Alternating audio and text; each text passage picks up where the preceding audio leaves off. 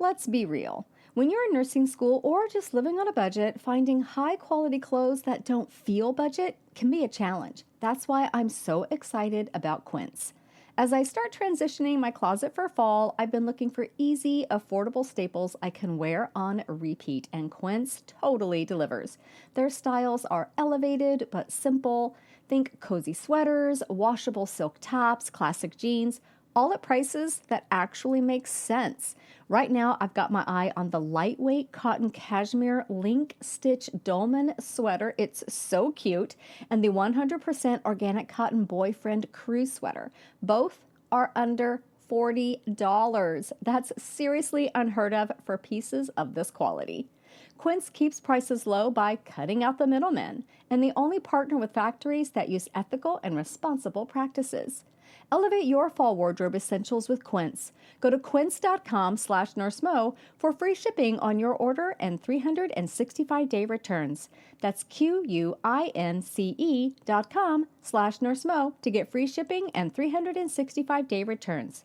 Quince.com/nursemo. Well, hello there, and welcome to an encore episode of the Straight A Nursing Podcast. This is another one from the Wayback Machine, episode 82, talking about head-to-toe assessment. And this is a very key skill that new nursing students must learn, even new nurses must really get comfortable with.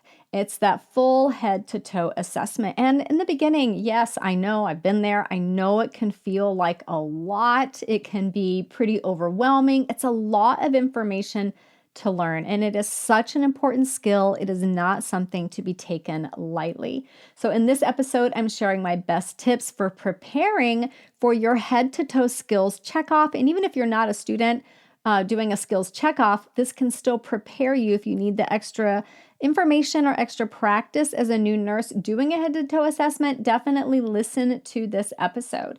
Now, as I re-release this episode, I want to remind you that it's okay to be slow with your first 50 head-to-toe assessments, because it's going to take a really long time.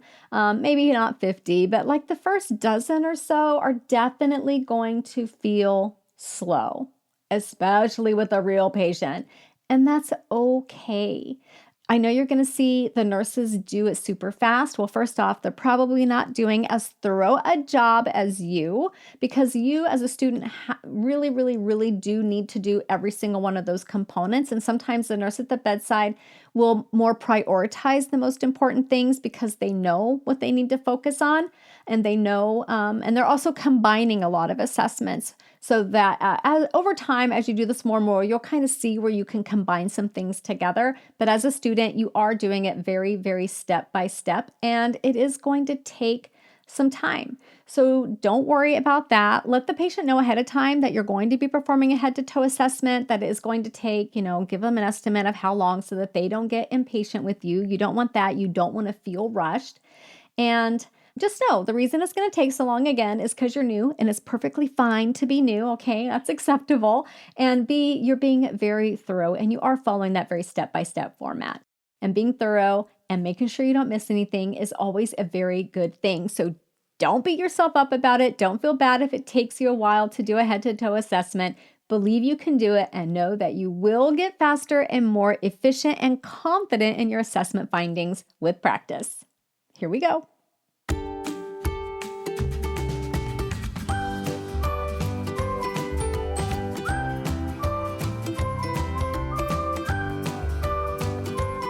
Hey there, everybody. It is Nurse Mo, and welcome back to the Straight A Nursing Podcast. This is episode 82, and today we're going to be going through a head-to-toe assessment. But before we jump into that, it is time for our listener shout-out. And today that shout-out goes to Savi. I hope I'm saying your name correctly. If I didn't, please email me so that I can correct myself. And Savi writes, "Thanks a lot. I really like this podcast. I started my first nursing job in Australia, but had good experiences in nursing back in India. There was always a little fear inside to speak up, but your podcast gave me encouragement and inspiration to stand up for myself with confidence. Thank you." Savi, I want to say thank you right back to you. Thank you so much for your kind words and for standing up for your patients, because that ultimately is what our main job is. Okay, so many of you in my Facebook group have been really struggling with head-to-toe assessments. And when I asked you guys what topics you needed help with, this is what you said. Unfortunately, by the time this podcast airs, you'll probably be on your winter break, but you will still need to know head-to-toe assessment for next semester. But for those of you coming in like first semester, you will need to learn how to do a head-to-toe assessment as probably part of your fundamentals class. I had a separate adult assessment class, but some schools combine assessment class in with their fundamentals course. Regardless, you will have to most likely get checked off on performing this assessment in front of your instructors before you will pass this course. And it's a lot of information, and we're going to go through all of it here so that maybe when you're out walking or driving or practicing an assessment on somebody, you can listen for me talking through it as you practice. That would be a great idea. So one of the things that I want to tell you, a lot of people are even just asking, how do I prepare for this skills checkoff on doing a head-to-toe assessment? And what I would say is, if your school has given you a list, here are the things that are part of your head-to-toe assessment. I want you to take that list. I want you to print out a couple of copies, and then I want you to get some volunteers. Now, these can be other nursing students that you're in school with, or it could be your friends and family. They don't have to be nursing students. You're going to take that list, you're going to talk them through the whole list. So in essence, as you're doing that, you're teaching it to them. And I have always said that teaching material is one of the absolute best ways to learn it yourself. So you're going to go through it with them, tell them what all the elements are and what you're looking for, what your instructors are looking for. And then you're going to have one person be the observer with your list and the other person be your patient, and you're going to go through your head-to-toe assessment. Here's how I want you to do it, though. I want you to start with one body system or one part of the assessment and just do that over and over until you get it perfect. So start with the head. Do just that section until you can do it without missing anything on your check-off sheet on your list. So then move on to the next part and the next part and the next part. And when you've done each individually perfectly, and this might take a few hours, a few days, couple weeks, I don't know, it depends. But however long it takes you, get it done and then start going through the whole head to toe with your observer and your patient. And if you're in a group of other students, you can all take turns being the observer and the patient, and you will be surprised at how much you learn from being in those other roles as well. So that is an excellent way to study and rehearse for your head to toe assessment. And when I say rehearse, I mean rehearse. Say the words that you're going to say to your patient and your skills checkoff. Wash your hands. Put on your gloves if you're doing that. Do everything. Don't just say, now I would listen to his lungs. I want you to get out your stethoscope and do it, and put your stethoscope in the right spots and have the patient breathe and do all of that. Actually rehearse it, okay? All right, so that's how you're going to study, but what are you going to study? So I'm going to talk you through what I had to learn as a student for a head-to-toe assessment. Of course, your school may have different order of things, maybe even different things they add, maybe things that they don't have that I have on my list. As always, defer to your school, your facility for things like this. But this should give you a general idea of a basic head-to-toe assessment. We're not going to dive deep into olfactory nerves and super specific system assessments. We're going to do a general head to toe. Okay, so are you ready? All right, so before you begin, you're going to wash your hands, do your hand hygiene. I want you to rehearse this.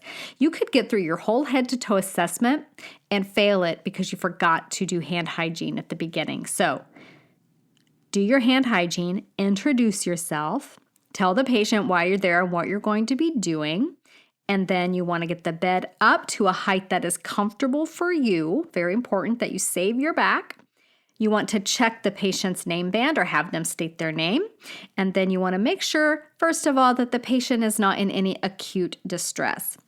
If they're having trouble breathing or they're writhing about in pain or they're bleeding all over the place, you're not going to be doing your head-to-toe assessment right now. But a quick visual observation, are they in any acute distress? And then I always like to start by asking about pain, because if they're in a lot of pain, they're not going to be able to participate in the assessment or have any patience for it. And it's kind of mean to make somebody wait in pain while you're doing your assessment, because as a student, your head-to-toe assessments are going to take a while.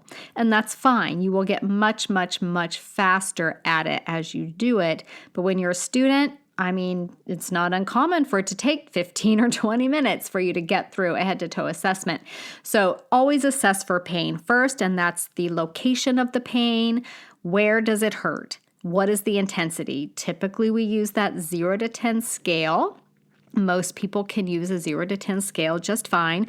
0 is no pain. 10 is the absolute worst pain that you have ever had, and nothing could possibly be worse. I have a friend that I work with, and he is so funny. And we used to work in the ICU together, and now we work in the PACU together, which is great. But I remember him saying to a patient in his very laid-back California way, 0 is no pain, 10 is having your arms pulled off. And I just thought that was hilarious. The quality of the pain. Patients will sometimes be able to give you the quality of the pain without prompting. Like they may say, it's burning, it's stabbing. That's very specific, but they may need a little help. You might have to say, is it throbbing? Is it dull? Is it sharp? Is it stabbing? Is it burning? Things like that, just to help them kind of describe their pain. And then you want to ask if it radiates anywhere. I have pain in my leg that radiates up to my back, okay? And then how long has it been hurting? They will probably say always, because patients in the hospital just seem to be always in pain. And then you want to ask them what helps it and what makes it worse. So if they say, it hurts when I take a deep breath, that's one thing. If they say, I just need to lay on my side and it'll go away, then that's, a relieving factor. So that's your basic pain assessment. I like to get that done first, because if there's something I can do to help them pain-wise, I want to do that before I get into the full head-to-toe assessment for the most part. Okay, so let's start at the head. You're looking at their face, you're checking their skin, you're looking at the skin color, the moisture, the temperature. And you'll do this skin assessment throughout the whole head to toe, but I just like to start it by looking at their face. Normal is warm, dry, and no discoloration. You may hear warm, dry, colors appropriate for race. Back in the day, we used to say warm, pink, and dry. Well, not everybody is pink. I can't believe it took people this long to figure that out. So now we say no discoloration or color appropriate for race, because there's lots of beautiful skin tones out there and we want to be inclusive of everyone. So we are saying that the skin, what color it is, if it's warm, if it's cool, that's usually an abnormal sign. If it's anything but dry, that's abnormal. Dusky skin would be abnormal. Jaundice or diaphoresis, clammy, things like that, hot, flushed, things like that. Then you're going to look for a facial droop. This would be just a quick assessment of their neurological status. Have them smile, see if there's a facial droop. Look at their eyes. Is one droopy and one not? Look for periorbital edema. So that would be edema around the eyes. This is caused by a lot of different things. Some of the more common ones would be nephrotic syndrome, thyroid disease, even a blocked tear duct. So lots of reasons. It's abnormal, so you would want to make note of it if it was there. And then for the pupils, you may hear people say perla. That means we're looking for pupils to be equal, round, reactive to light, and accommodation. So equal pupils, you look at them, they should both be the same size. When you shine a light, you want to see that they react to the light. That pupil is going to constrict, and it will constrict briskly in a normal, healthy person with nothing else going on, a little more sluggishly perhaps if they've got some drugs on board, maybe some drugs that we've given them, and then they can be non-reactive in neurological injury. They can also be, you want to assess the size of the pupils, and most pupillometers or not pupillometers, that's a whole other thing. Pen lights have a little gauge on the side, and you can look. Note that if the patient's on opioids, they can often have pinpoint pupils. So you want to just make note of that and then maybe come back later when they're not on so many opioids and assess their pupils again, because it's really hard to see the reactivity when they are pinpoint with maybe say they're on a fentanyl drip because they're intubated or something like that. And then the shape, they should be perfectly round. Sometimes patients have abnormal shaped pupils because they have had eye surgery, so you would assess for that. And then we talked about the light reaction and the accommodation. So accommodation is the eye's ability to see things both far away and close up. So you could hold your pen, a foot away or so, 16 inches, and then look at their pupils and then move the pen in closer, and the pupil should react to refocus on that close-up object. So if they don't, that is an abnormal finding. So looking at the eyes themselves, you want to assess the sclera for any discoloration, any redness, any yellowness, which would be icterus, which is a sign of jaundice. And you also want to assess their level of consciousness. That's typically the first thing I assess, is just how, because you've got to wake them up if they're asleep to look at their eyes. So level of consciousness, ideally they're awake and alert, but maybe it's the middle of the night and they're sleepy, or they've been given some IV fentanyl and now they're drowsy. So somnolent would be drowsy but easily arousable. Lethargic would be that patient that's difficult to wake, difficult to rouse, but they'll follow simple commands like squeeze my hand, maybe just one at a time. They won't follow like a series of commands. And then a stupor would be a patient that only rouses to painful stimulus, which could be that sternal rub, that kind of grip at the trapezius muscle that's not very comfortable, or the pen across the nail bed, which is the most painful. And then comatose would be the patient that doesn't respond to any of those awful, painful stimuli. Orientation, you want to ask the patient who they are, where they are, and all of that. So name, date, location, and do they know why they're here? So honestly, guys, how often do you know the exact date? I often don't. I'm pretty sassy if I know what day of the week it is, but I definitely know the month. So if a patient doesn't know the date, I'll ask them, do they know what day of the week?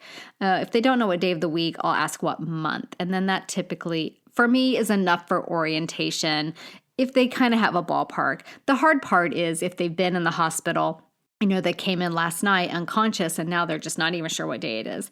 Yes, they are disoriented, but they can be reoriented. And then you can check back later. And if they still know what day it is because you talked about it earlier, they're oriented. And then I always ask, do you know why you're here? Because a lot of times people are not oriented to their situation. So ask them, why are you here? And they will tell you. Sometimes they can't tell me the name for the place that they are. They're very confused, especially in the intensive care unit. So just to make sure they don't have like a word finding problem. Some people have difficulty with that because, maybe they've had a stroke or something in the past that I don't know about yet. I'll say, is this a post office or a hospital? Or is this a grocery store or a hospital? And see if they can figure it out from that. But anyway, that's orientation.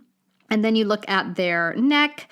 You're looking for any retractions of those muscles of the neck with their breathing that would indicate some form of respiratory distress. And it's also a good time to look at their neck veins to see if they are distended, which can happen in right heart failure, pulmonary hypertension, and a few other things. Also check for any cough. Are they coughing up sputum? If they do, lucky you get to look at it. Or if they're not right now, ask them to describe it. You want to know the color, how the consistency, is it thick or thin, how much there is, etc. If there's an NG tube in place, check its placement. So NG tubes will typically be marked at the level that they should be at. So you should be able to see a mark on the tube itself. If you don't see the mark, you can look in the chart to see when it was inserted and out to what length it was inserted, and then make sure that that's where it is. And if you don't know what I'm talking about yet, don't worry, you'll learn this in first semester. The NG tubes that go into the nose and down into the stomach have numbers on them so that you know how far in they are, because you don't want that moving around. A lot of hospitals are now using, I think it's called a bridle. We use them at my hospital, but now that I think about it, I'm not sure what they're called, but I think it's called a bridle.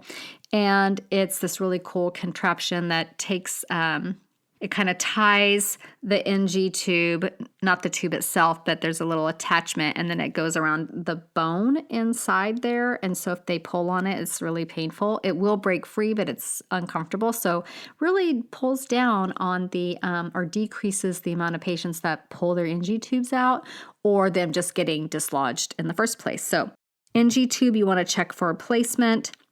Check that it's secure. That bridle keeps it secure. Other times it's taped to the nose. Patients that are oily skinned, that tape can come loose. So you want to, this is a great time to reinforce that. And you can assess for patency with it as well. Sometimes NG tubes are just to low wall suction. Other times they are to feeding. But with both, you want to make sure that it is patent, and you can do that with some flushing some sterile water down there, or even just some air if it's to low wall suction, especially if there's a lot of gunk in the line, and that can just kind of help clear the line, and then the low wall suction just pulls that air right back out, so it shouldn't cause any abdominal distension. And then you're looking at O2. If they've got O2 on, a lot of times it'll be a nasal cannula, and those can actually cause a lot of skin breakdown. So your professors are going to emphasize that quite a bit. So you want to look for skin breakdown at the ears, at the cheekbones, and at the nares. So those are the 3 key points where those cannulas place pressure. You also want to make sure that they're in the right position. You would be surprised at how many times you'll walk in and it'll be pulled over to the side, and you'll want, oh, that's why his oxygen level is only 85. Well, let's get that back in place. And then you want to make sure that the oxygen is actually on, and on at the rate that it should be, or that it was last charted at, indicating that that's what the patient needs right now. So that's basically what you're going to be looking at with the head, okay? So level of consciousness, look at their skin, look for a droop, look for periorbital edema, check their pupils, look at their eyes, orientation, their neck, are they coughing anything up? How's their NG tube? How's their oxygen device? Okay, so there's the head, basically. Okay, then we're going to go to the arms and hands. That's what I like to do next. I like to get a good hand grip just to check quickly for musculoskeletal strength or possible neurodeficit. You want purposeful movement, patient following commands and doing things purposefully. Check for those radial pulses. Check on both sides. Just you want it to be equal on both sides. A strong pulse that's regular in rhythm is what you're looking for. Take a look at the nail beds for capillary refill. You do that little compression and you hold down for a moment, and then you release, and it should turn back to that baseline color within 3 seconds, and that's normal for capillary refill. More than that, and it's considered delayed cap refill, which is a sign of hypoperfusion. Maybe the patient has some decreased cardiac output issues, maybe some peripheral vascular disease, could be all kinds of reasons. You want to check if they've got an IV, which most of them should. Is it patent? Are there signs of infiltration or phlebitis? Phlebitis would be redness, tender, warm to the touch, probably the patient complaining of pain when you check patency. Infiltration would be edema, possibly cool because the skin around the site is filling up with IV fluid, basically. Hopefully IV fluid and not vancomycin. And then there could be some fluid leaking around the site. Could also be uncomfortable for the patient as well. If they've got a PICC line in place, you just want to make sure that that dressing is intact. Specialized nurses typically take care of the PICC line dressings, but if you notice that it's loose, you would want to call them right away. And then PICC lines place the patient at high risk for a DVT in the arm veins. So you would want to assess for those any edema or that arm being a bigger size, maybe red, swollen looking, check for that. Checking for skin turgor tells us about our patient's hydration status. A quick return to original state is what you're looking for, and you can just do that by pulling up on skin on the back of the hand and then releasing it, and it should spring back to place. Though in the elderly patients, it will not spring back as much just because the skin loses elasticity as we age.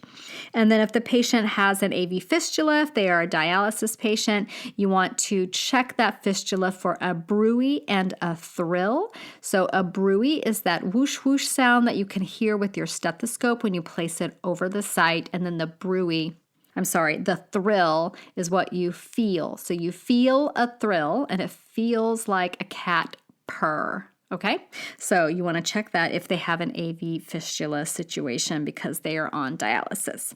As nurses and future nurses, we all know a shift starts before you even step foot on the unit. What you wear sets the tone for your entire day, and that is why FIGs are so great.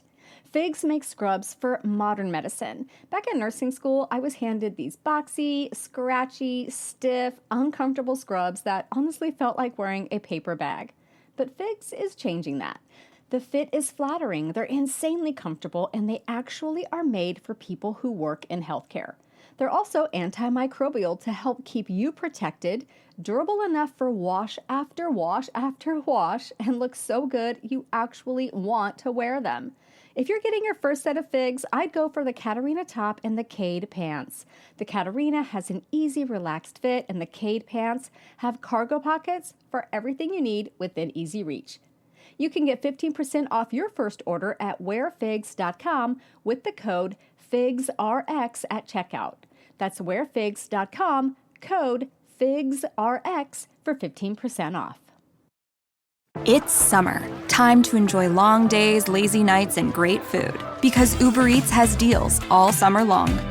So, when hunger strikes, don't sweat it. Delicious deals are just a tap away on Uber Eats. Enjoy all your favorite grocery items delivered straight to you.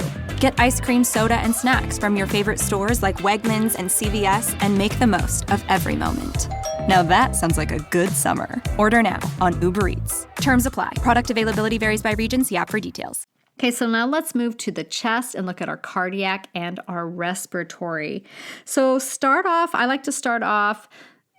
I usually listen to lungs first. We're going to talk about heart first, but I listen to lungs first just because my habit was in the medical ICU where I worked.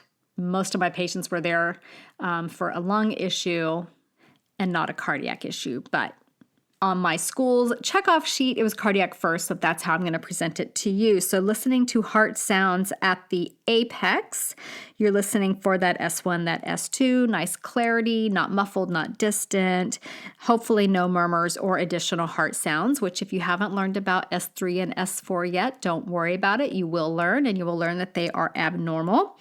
Murmurs sound kind of like a whooshing sound with each beat.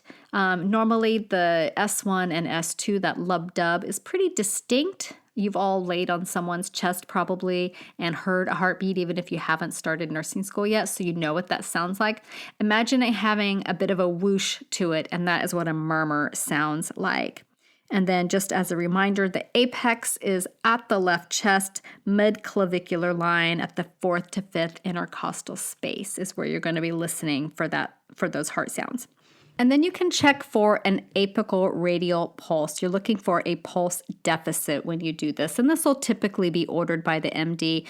But just so you know what it is, it's carried out by 2 nurses at the same time. So one is listening at the apex and counting for a full minute, and one is checking a pulse at the radial artery and counting for the same full minute, and ideally the numbers are the same, okay? So that is what you're looking for there. If your radial pulse is lower than your apical pulse, it is said that the patient has a pulse deficit, and that would definitely be an abnormal finding that you would want to let somebody know about.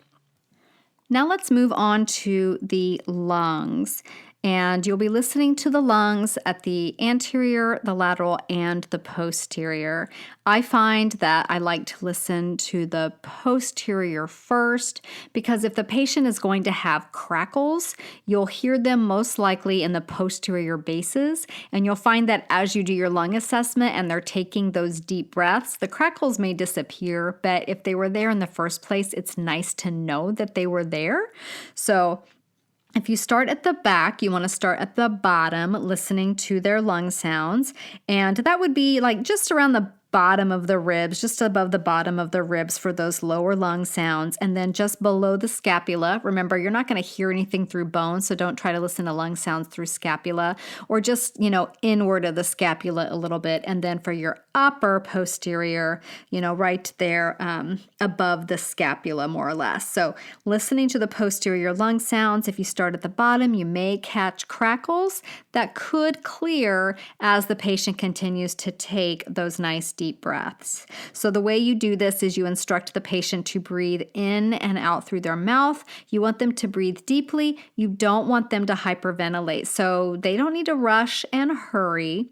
They will be taking full breaths in, and you will be listening one side and then the other. So you would listen right, left on the lower, then right, left, middle, and then right, left, upper, so that you can compare side to side. Okay, and then you can listen to the anterior lungs. So you're going to start right below the clavicles is where you would hear wheezes. In a patient with COPD, oftentimes those wheezes are just kind of up towards the top. So don't miss listening right below the clavicles. And then that top 1/3 of the sternum would be another site that you'd want to listen. And then again, just above the bottom of the ribs. And then for the lateral, right below the axilla on both sides. And then don't forget to go down a bit for that extra lobe on the right side. So that's how you're going to listen to your lung sounds. So when you're looking at respirations, you want to assess the rate, the rhythm, the depth, the presence of air movement. So rate, rhythm, depth, presence of air movement. If you can remember RRDP, maybe that will help you. So rate, you're just counting. I like to count for at least 30 seconds. 15 seconds, you could still have some variability with that, just because multiplying, say you count 4 breaths in 15 seconds versus 5, well, that's the difference between a rate of 16 or 20, which is a lot of variability. So I like to go for 30 seconds when I'm counting the rate. And here's a tip, don't tell the patient you're counting their respirations because they will alter their breathing. I swear they'll breathe like more calmly and more deeply. So I count their respirations while I pretend to take their pulse. Okay, so that's a little tip there. The rhythm, you're looking for regular rhythm, no variations in their breathing pattern. You're looking for depth. You want nice deep breaths. Shallow breathing would be a sign that maybe they're in pain, maybe they're in acidosis, there could be something else going on. And then that presence of air movement, you've already done that because you've been listening with your stethoscope, but those are the key things. And then you'll identify any abnormal lung sounds with that. If they've got an incentive spirometer, you want to have them do that. You want to see what level they're getting and provide instruction if they're doing it wrong, like if they're blowing out instead of breathing in or hyperventilating or whatever. Have them do their incentive spirometer and instruct them that it's 10 times an hour while awake, which is, we tell patients in the hospital if they're watching TV because there's just nothing else to do there. When a commercial comes on, do your 10 incentive spirometer exercises. You will also be looking at their work of breathing. You started that when you looked at the neck to check for the muscles of the neck. You also want to check for, are the muscles of the chest wall look like they're retracting? Does the patient look like they're struggling and working really hard to breathe? And then if the patient has a chest tube in place or a central line at the subclavian or the internal jugular, both of those high risk for pneumothorax. So check for crepitus around that insertion site and see if you notice any. Okay, so that is the Heart and the lungs, we're listening to sounds. With the heart, we're checking that apical and the radial pulse. And with the lungs, we're listening side to side, front and back, and laterally. And we're checking for RRDP, which is rate, rhythm, depth, and presence of air movement. And we're going to have them do the IS. We'll make sure they're not having any respiratory distress with their work of breathing, and check for subcutaneous emphysema, also known as crepitus, if they have any cause to have that. Okay, let's move on to the abdomen. So with the abdomen, the way I learned it was to look, listen, and then feel.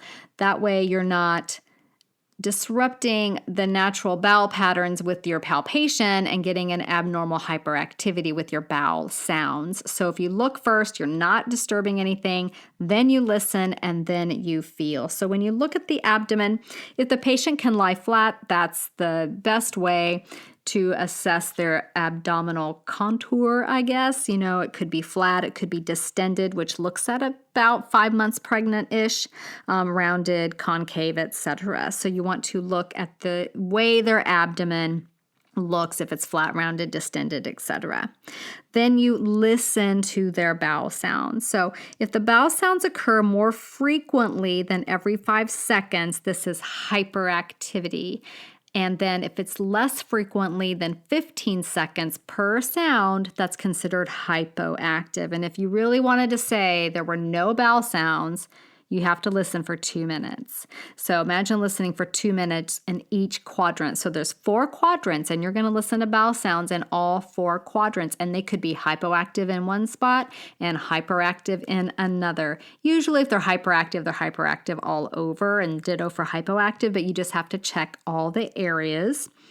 And then the other thing I was going to say about bowel sounds was that they can be very high-pitched. They're typically more high-pitched sounds. So if you're listening for those hypoactive sounds that seem few and far between, kind of put your attention towards picking up on high-pitched sounds. And then when they're hyperactive, it seems like that's when you get that rumbling, more deeply toned bowel sound that you can often hear without a stethoscope sometimes.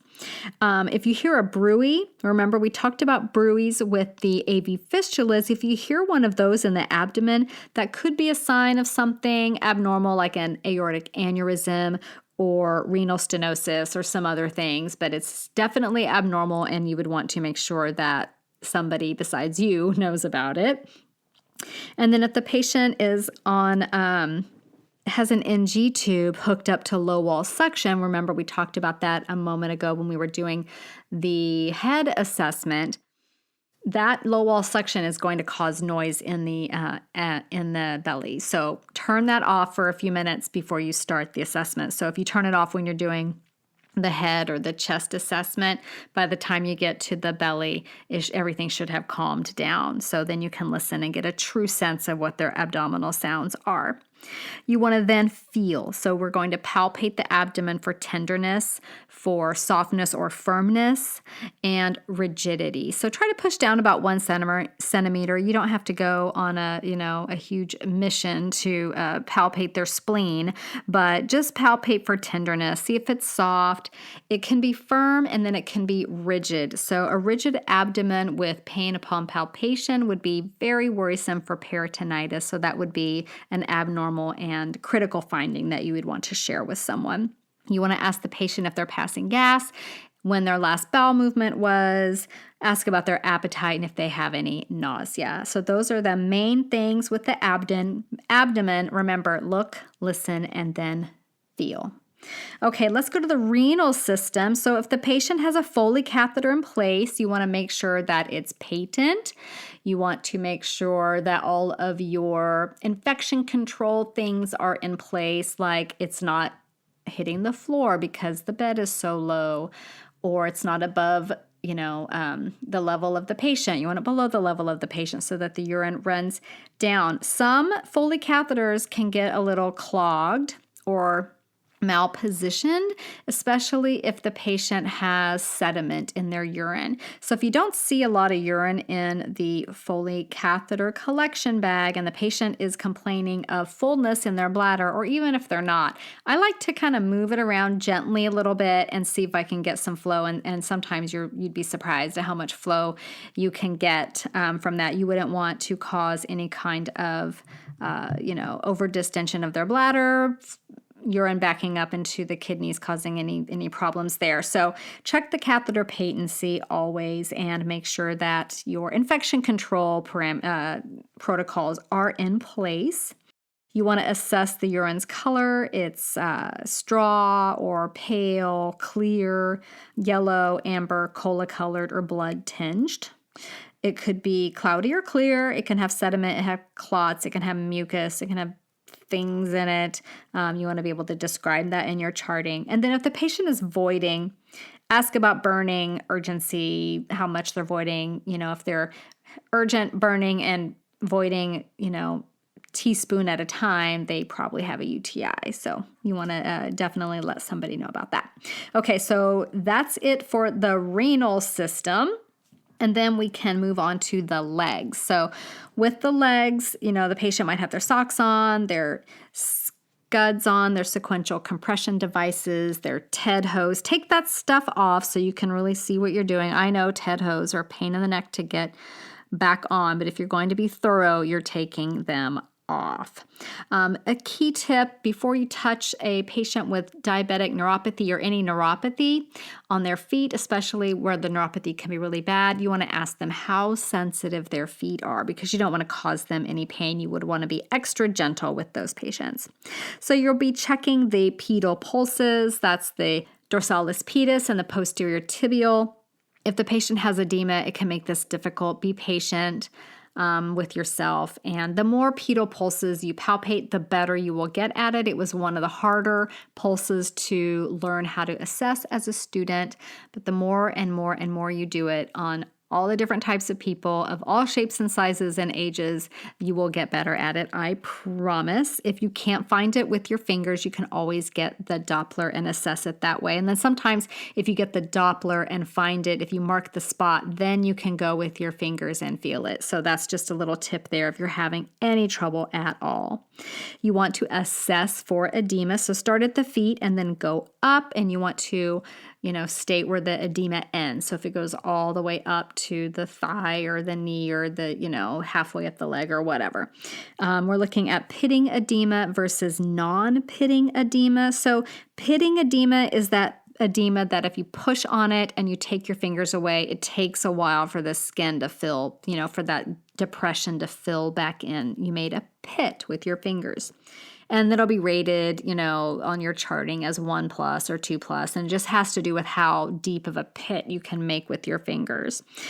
This is typically due to things like fluid retention, a protein deficiency like in nephrotic syndrome, and inflammation. And then non-pitting edema, so you push on it and there's no indentation, but there's edema there. That's usually due to something like lymphedema. Maybe there's a lymphatic obstruction or myxedema in your patients who have like hypothyroidism. There's probably other issues, but those are probably some of the most common reasons why you'd have non-pitting edema. You want to check the color and the temperature of the feet and the cap refill at the nail beds there. While you're touching their feet through all this, ask them if they can feel you touching and if they have any numbness or tingling in their feet. If the patient has diabetes or any peripheral vascular disease, check their feet very carefully for wounds, especially any wounds that look like they're not healing. You'd be surprised at how many diabetic patients get awful ulcers in their feet because they got a little rock in their shoe and didn't feel it, and then it just caused a wound, and now they've got a giant hole in their foot, and it's very sad. So you want to check their feet very carefully. And in my nursing school days, we were instructed to check for a Hellman sign, which is a sign of a DVT in the lower extremity. I don't really think that's a common practice because some studies suggest that the risk for dislodging a DVT clot outweigh the benefits of assessing for a DVT by performing this Hohenstein test, but it's basically done by the patient extending their knee, and then you raise the leg up to about 10 degrees and then abruptly dorsiflex the foot and squeeze the calf with the other hand. And if there's a DVT present, it typically causes a fair amount of pain for the patient. So that would be a positive Hohenstein indicative of a DVT. And then you want to just simply assess dorsiflexion and plantar flexion of the feet. Have them push their feet against your hands in both directions to assess their ankle strength. Okay, so let's move on to the back. So I usually do my back assessment when I'm listening to my lungs, but if you didn't, what you're looking for is dependent edema around the sacrum, the scapula, just on their back there if they've been lying in bed. You want to look for any redness at the bony prominences, scapula and the tailbone, the sacrum around that area because of skin breakdown associated with immobility. And then that's about it for the back. So if you do that when you're listening to the lungs, you've done two things at once, and that's nice. Okay, and then basically you're done with your head to toe assessment, but before you leave, you're going to get the patient back into a comfortable position. Okay, you just totally disrupted their flow. You want the bed all the way down to its lowest position. You want to make sure that it's locked. You want the call light available. You want their bedside table where they can reach their things so they don't fall trying to reach something. You want the side rails up if you're using them. I like to always check that the O2 and the suction are functional and that I know where the code button is if I need it. Ask the patient if there's anything else that they need that you can do to help them, or if they have any other urgent concerns that they would like addressed. You're going to do your hand hygiene and let the patient know when you'll be back to check on them. And telling the patient, I'll be back in about an hour to check on you, I find really alleviates unnecessary call lights because they know you're coming back. They won't just call repeatedly for things if they know, oh, Janie's coming back or Jim is coming back in an hour and I'll just ask him then. So that's just a nice thing to do. Plus, if you tell them you're coming back in an hour, you really have to do that because you develop trust with your patient when you keep your word. That is very important. Okay, so that is your head to toe little cheat sheet there. I'm going to make you guys, now that I'm going through this and thinking about it, I'm going to make you guys a checkoff list and I'm going to put it on the website for you to download. And this checkoff list you can use if you don't have one from your school, okay? If you have one from your school, use that one because that's what they're grading you on. But if you're winging it, and unfortunately in some nursing programs you are winging it, then you can use my checklist or add to it. Maybe I'll put it as an Excel document. How's this for an idea? I'll put it as an Excel document if I can figure out how to do it, which I'm pretty sure I can. And then that way, if you need to add to it and customize it for your school, you can do that. I think that I will do that. So go to straightanursingsstudent.com/podcast82, and I'll put a link for this spreadsheet that you guys can print out and customize for yourselves. It may not be beautiful. I'm not an Excel expert, but it will be a list that you can customize. Okay. So thank you all very much. I'm so glad that you were here with me today, and I appreciate you spending your very precious free time with me. And then next week, we will be diving into a topic that you've been asking about for a really long time, and that is ventilators. So we're going to do just a basic overview of ventilators and vent settings for the total and complete newbie, okay? So look forward to that, and I will see you back here next week. Bye for now.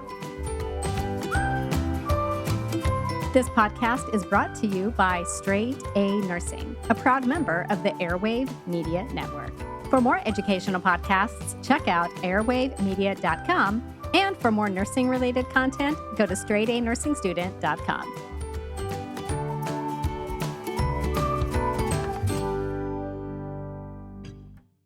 Want to live better? We've got a lot of work to do. Join Chris Hemsworth in National Geographic's new Disney Plus original series, Limitless. Live Better Now. I'm diving headfirst into cutting-edge science to uncover 3 powerful secrets to living better right now. The growth that occurs through any challenging experience He's really what we seek. Chris Hemsworth stars in Limitless, Live Better Now. Now streaming on Disney Plus and Hulu. It's showtime.